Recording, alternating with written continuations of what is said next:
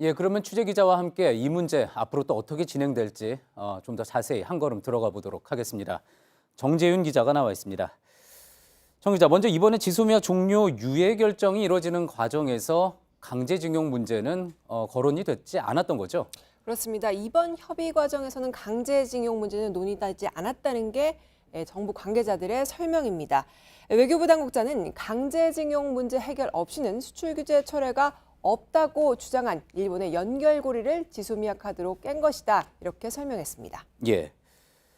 앞으로는 어떻습니까? 당연히 협의 과정에서 일본이 강제징용 문제 꺼내게 되겠죠? 네, 오늘 한일 외교장관 회담이 있었습니다. 바로 이 회담에서도 강제징용 판결 문제 해소를 위해서 소통과 협의를 지속적으로 해나가겠다 이렇게 합의를 했습니다. 잠시 그래프를 보면서 설명을 좀 드리겠습니다. 강제징용 대법원 판결이 나자 일본이 한국에 수출 규제를 꺼내 들었고 그래서 우리가 꺼낸 게 바로 지소미아 카드입니다. 이번에 유예 결정이 나면서 수출 규제 그리고 지소미아 간의 고리는 일시적으로 끊어졌지만 앞으로 대화에서 일본이 우리 대법원에 강제징용 판결을 따르지 않기 위해서 수출 규제를 철회하지 않고 시간을 끄는 지연 전략을 쓸 가능성도 있습니다. 예. 다만 우리 정부는 일본이 이렇게 지연 전략을 쓸 경우에는 언제라도 다시 지소미아 카드를 꺼내들겠다 이런 입장인 겁니다. 일본 내에서도 이 수출 규제 그리고 이 지소미아 강제징용 문제를 엮는 것에 대한 비판이 나왔는데요. 오늘 아사히 신문 사설입니다. 한국에 대한 수출 규제를 강화한 것은 강제징용 소송에 대한 보복이라면서 규제를 철회해야 한다 이렇게 주장을 하기도 했습니다. 예, 일본 내에서도 언론에서도 그런 목소리가 나오고 네. 있는 거군요. 자, 그런데 앞서 리포트에서 봤던 것처럼 이제 강제징용 관련해서는 문희상 의장이 냈던 1+1+ 알파안이 논의될 가능성이 또 계속 이야기가 되고 있지 않습니까? 자, 그런데 또 이 안에 대해서 강제징용 피해자들은 반대를 하고 있는 입장인 거죠. 그렇습니다. 시민단체와 그리고 징용 피해자들은 이 안이 한국 대법원 판결의 취지에서 벗어난다는 입장입니다. 한국 기업 그리고 국민기금으로 사실상 일본 기업과 일본의 정부의 책임을 줄여주는 안이다 이런 지적인 건데요.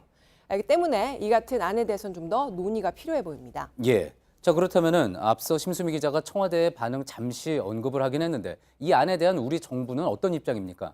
네, 정부가 처음에 낸 안이 바로 1+1 안입니다. 그러니까 한국과 일본 기업이 자발적으로 위자료를 지급하는 방식이었습니다.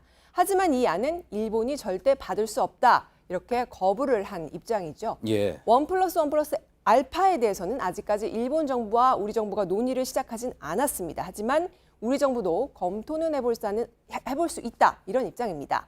다만 피해자들이 반대를 하고 있는 만큼 이 안을 그대로 검토하기보다는 피해자들과 먼저 논의를 할 걸로 보입니다. 예. 자, 앞으로 이 문제를 포함해서 한일 간의 대화가 이제 본격적으로 이루어질 텐데 혹시 예상되는 변수 어떤 게 있을까요? 네, 일단 연말 이후에요. 강제징용 피해자들이 이 배상 판결에 따라서 일본 기업들의 자산을 현금화하는 조치를 진행시킬 수 있습니다. 전문가 설명을 잠시 들어보시죠. 예.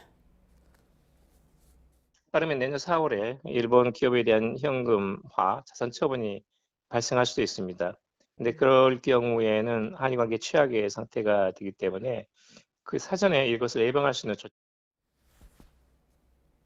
네, 지금 시간이 많지 않기 때문에 이 다음 달로 추진 중인 이 한일 정상회담에서 이 한일 정상이 얼마나 접점을 찾을 수 있을지, 해법 마련의 기초가 준비될 수 있을지 주목됩니다. 예. 잘 들었습니다. 정재윤 기자였습니다.